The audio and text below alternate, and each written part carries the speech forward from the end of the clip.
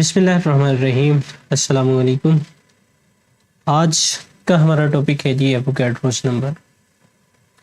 सबसे पहले Avogadro's number को डिफाइन कर देते हैं। एवोगैड्रोस नंबर की डेफिनेशन हम इस तरह से कर सकते हैं जी, it is the collection of 6.02 multiply 10 raise power -23 particles. यहाँ पर हम लिख भी लेते हैं जी, इट इज द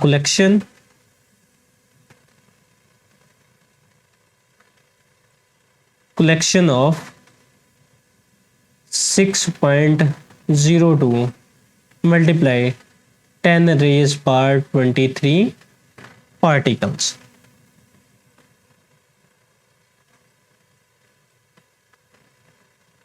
यानी ये 6.02 ज़रब 10 की ताकत 23 पार्टिकल्स का मजमुआ है, या इसको इस मजमुए को 6.02 मल्टीप्लाई 10 रेज़ पावर 23 को हम सिंपली मोल कह सकते हैं। यानी ये वाली क्वांटिटी जो है हम इसको कह सकते हैं कि ये हमारे पास जो है वो 1 मोल है। अब इस 1 मोल क्वांटिटी को हम दूसरी टर्म में ये भी कह सकते हैं, इनमें अब इसमें 6.02 मल्टीप्लाई 10 रेज़ पावर 23 हमने यहाँ पर जो जिक्र आगे किया वो पार्टिकल से का किया। अब यहाँ पर पार्टिकल से क्या मुराद होगी? पार्टिकल से मुराद है जी आपके नंबर ऑफ एटम्स हो सकते हैं, नंबर ऑफ मॉलिक्यूल्स हो सकते हैं, या नंबर ऑफ फार्मूला यूनिट हो सकते हैं। फार्मूला यूनिट हो सकते हैं।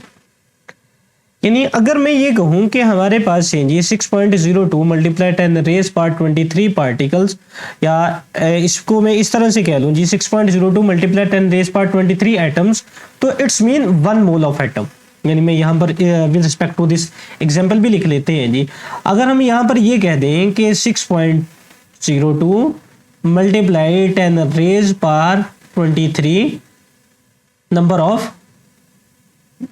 ऑफ मैं यहां पर कर दूं जी कार्बन एटम, तो इट्स मीन यहां पर हमारे पास अब क्या होगा जी, which is equal to 1 mole of carbon. यानी ये कार्बन के 1 मोल है जी, यानी 1 मोल ऑफ कार्बन एटम है। अगर हम यहां पर ये कह दें जी कि 6.02 multiply 10 raise power 23 number of H2O। अब यहां पर एटम की बजाय H2O हमारे पास क्या है जी, ये मॉलिक्यूल है। सो हम यहां पर लिख देते हैं जी, ये हमारे पास इतने मॉलिक्यूल्स हों तो ये हमारे पास क्या आ जाएगा जी, ये आ जाएगा जी 1 मोल ऑफ वाटर। इसी तरह से अगर हम ये लिख दें जी 6.02 multiply 10 raise power 23 number of NaCl यानी सोडियम क्लोराइड।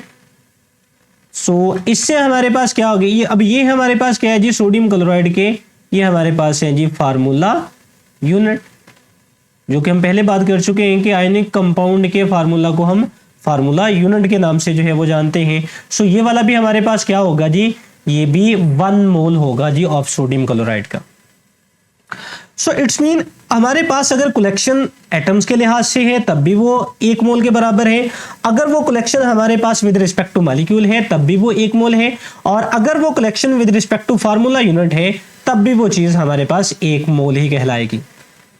आसान लफ्जों में आप इसको इस तरह से समझ लें, इसको मैं थोड़ा ऊपर की तरफ जो है वो कर लेते हैं जी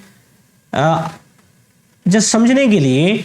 अगर मैं ये कहूं जी कि मेरे पास किसी चीज का 1 दर्जन है, यानी 1 दर्जन हमारे पास मौजूद है जी, दर्जन से मुराद 1 डजन। अगर मैं कहूं जी 1 दर्जन मेरे पास है जी एग्स,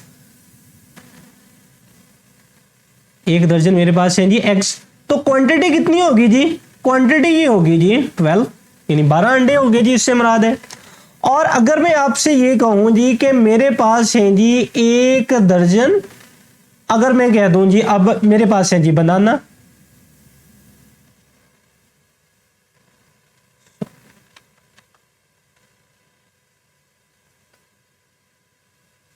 अगर हो जी मेरे पास 1 दर्जन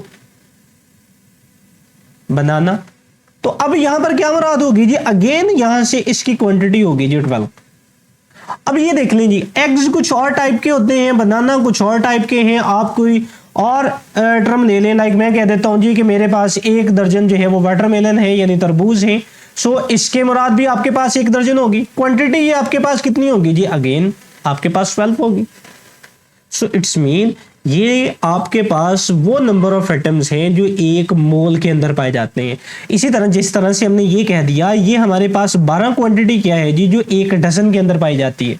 इसी तरह से 1 मोल क्वांटिटी हमारे पास क्या है जी, 1 मोल क्वांटिटी हमारे पास 1 मोल क्वांटिटी के अंदर हमारे पास नंबर ऑफ पार्टिकल्स की तादाद कितनी होगी जी, वो जैसे कि हमने यहां पर कह दिया कि वो वाली क्वांटिटी हमारे पास होगी जी 6.02 मल्टीप्लाई 10⁻23 पार्टिकल्स। ये जो नंबर है, ये नंबर दिया था एवोगैड्रोस ने, इस वजह से इस नंबर को एवोगैड्रोस नंबर के नाम से जाना जाता है। अब हम मजीद इसके हवाले से थोड़ी सी डिटेल देख लेते हैं जी, इसको थोड़ा ऊपर की तरफ जो है वो कर लेते हैं। अब अगर मैं ये कहूं कि मेरे पास है जी 1 मोल वाटर मॉलिक्यूल, अब मैं यहां पर ये कह दूं कि मेरे पास क्या है जी, 1 मोल है किसका, H2O का। अब इस 1 मोल से क्या मुराद होगी जी, 1 मोल से मुराद ये होगी जी कि अब आपके पास पार्टिकल्स यानी नंबर ऑफ मॉलिक्यूल्स की तादाद कितनी है जी, वो है जी 6.02 मल्टीप्लाई 10⁻23। ये आपके पास क्या आ जाएंगे जी, ये आपके पास आ जाएंगे मॉलिक्यूल्स। इतने ज्यादा आपके पास जो है वो मॉलिक्यूल्स आ गए। अब इस मॉलिक्यूल्स में अगर हम ये बात करें कि इसमें नंबर ऑफ एटम्स कितने हैं, नंबर ऑफ एटम्स कितने हैं, लाइक अब हमारे पास वाटर मॉलिक्यूल में नंबर ऑफ हाइड्रोजन एटम कितने हैं, तो एक वाटर मॉलिक्यूल में हमारे पास हाइड्रोजन एटम्स की तादाद कितनी है जी, 2। सो इतने मॉलिक्यूल्स में हाइड्रोजन एटम की तादाद कितनी होगी जी, आप इस वाले को मल्टीप्लाई कर दोगे जी 6.02 मल्टीप्लाई 10⁻23 के साथ। सो ये आपके पास क्या आ जाएगी जी, ये आ जाएंगे जी नंबर ऑफ हाइड्रोजन एटम। ये आपके पास हाइड्रोजन एटम्स की तादाद आ जाएगी। इसी तरह से अगर आप ऑक्सीजन एटम की तादाद निकालना चाहते हैं जी ओवरऑल, तो एक मॉलिक्यूल में कितनी है जी, 1। सो ओवरऑल मॉलिक्यूल में कितनी है जी, इसको मल्टीप्लाई करते हैं 6.02 मल्टीप्लाई 10⁻23 यानी एवोगैड्रोस नंबर के साथ मल्टीप्लाई कर दे, ये आपके पास क्या आ जाएगा जी, ये नंबर ऑफ ऑक्सीजन एटम की तादाद आ जाएगी। अब जो एवोगैड्रोस नंबर है यानी इस वाले नंबर को हम जो रिप्रेजेंट करते हैं जी, वो Na के साथ रिप्रेजेंट किया जाता है। एवोगैड्रोस नंबर को Na के साथ जो है ये रिप्रेजेंट किया जाता है। सो ये हमारे पास जो है वो इसमें नंबर ऑफ एटम्स की तादाद आ गई। इसी तरह से मजीद हम देख लेते हैं, लाइक अगर मैं ये कह दूं कि मेरे पास है जी 1 मोल 1 मोल, अगर मेरे पास हो जी सल्फ्यूरिक एसिड H2SO4, अब इसमें नंबर ऑफ मॉलिक्यूल्स की तादाद कितनी है जी, 6.02 मल्टीप्लाई 10⁻23। इसमें ये क्या है जी, इसमें ये नंबर ऑफ मॉलिक्यूल्स है। और अब अगर मैं इससे कोई ये पूछे कि आप इसमें ये बताएं जी ऑक्सीजन एटम की तादाद कितनी है, तो अब हम क्या करेंगे, हम ये देखेंगे कि एक मॉलिक्यूल के अंदर ऑक्सीजन एटम की तादाद कितनी है। जैसा कि यहां से आपको नजर आ रहा है जी कि हमारे पास एक एटम के अंदर जो नंबर ऑफ ऑक्सीजन एटम की तादाद है जी, वो कितनी है जी, ये वाली 4 है। सो एक एटम के अंदर 4 है। सो टोटल मॉलिक्यूल कितने हैं जी, 6.02 मल्टीप्लाई 10⁻23। इनमें कितनी होगी जी, इसको इसके साथ मल्टीप्लाई कर दें, या दूसरे टर्म में एवोगैड्रोस नंबर के साथ आप मल्टीप्लाई कर दें। एवोगैड्रोस नंबर आपके पास क्या है जी, 6.02 मल्टीप्लाई 10⁻23। इसके साथ आप मल्टीप्लाई कर दो, यहां पर आपके पास जो है वो इसमें total number of oxygen atom की तादाद आ जाएगी। इसी तरह से अगर आप फार्मूला यूनिट निकालना चाहते हैं, मिसाल के तौर पर आपके पास है जी CaCl2। अब अगर इसका हम ये कहते हैं जी कि इसका हमारे पास 1 मोल है जी कैल्शियम क्लोराइड का, तो ये वाले इसमें हमारे पास फार्मूला यूनिट की तादाद कितनी होगी जी, 6.02 मल्टीप्लाई 10⁻23। ये वाले इसमें क्या होंगे जी, ये फार्मूला यूनिट होंगे, फार्मूला यूनिट की तादाद इसमें होगी। अब अगर आपसे ये कोई पूछे जी कि इसमें पॉजिटिव आयंस की तादाद कितनी है, सो कैल्शियम क्लोराइड को जब आप आयोनाइज करते हो तो इसमें एक पॉजिटिव आयन बनता है और 2 जो है ये नेगेटिव आयन बनते हैं। सो अगर पॉजिटिव आयंस की तादाद पूछा जाता है, यानी पॉजिटिव फार्मूला यूनिट के बारे में पूछा जाता है, तो अब आप क्या करोगे, इसको निकालने के लिए Ca2 पॉजिटिव को निकालने के लिए आप क्या करोगे, आप 1 को मल्टीप्लाई कर दोगे विद एवोगाड्रोस नंबर, यानी हम 1 को मल्टीप्लाई कर देंगे विद एवोगाड्रोस नंबर। और अगर कोई कहता है जी नेगेटिव आयंस की तादाद निकालें, तो फिर क्या करेंगे, फिर क्योंकि यहां पर इसकी तादाद है 2, तो आप क्या करोगे जी 2 को मल्टीप्लाई कर दोगे विद एवोगाड्रोस नंबर। सो इस तरह से आप इसमें नंबर ऑफ पार्टिकल्स की तादाद, नंबर ऑफ एटम्स की तादाद, नंबर ऑफ फार्मूला यूनिट की तादाद जो है वो मालूम कर सकते हैं। सो आज हमने क्या देखा जी, आज हमने बात की जी एवोगाड्रोस नंबर के ऊपर। एवोगाड्रोस नंबर को सबसे पहले हमने डिफाइन किया, हमने ये कहा जी एवोगाड्रोस नंबर हमारे पास है, it is the collection of 6.02 multiply 10⁻23 particles. अब ये पार्टिकल्स को सिंपली हम क्या कह सकते हैं जी, सिंपली हम 1 मोल कह सकते हैं।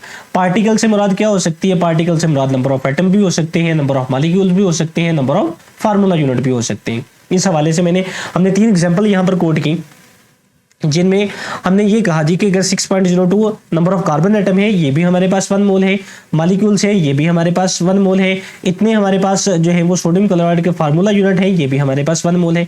ये वाली जो क्वांटिटी है 6.02, ये एवोगाड्रोस नंबर है। और हमने लास्ट में ये भी देखा कि एवोगाड्रोस नंबर को जो रिप्रेजेंट किया जाता है जी, वो Na के साथ जो है वो रिप्रेजेंट किया जाता है। और इसके हवाले से हमने फर्दर डिटेल के अंदर ये भी बात की कि अगर किसी में हमें नंबर ऑफ मॉलिक्यूल्स की तादाद का पता है, तो हम नेक्स्ट उससे नंबर ऑफ एटम्स की तादाद भी निकाल सकते हैं। सो ये था जी हमारा आज का टॉपिक, जिसमें हमने डिटेल बात की जी एवोगाड्रोस नंबर के हवाले से। सो आज का लेक्चर यहां पर खत्म होता है जी। अल्लाह हाफिज।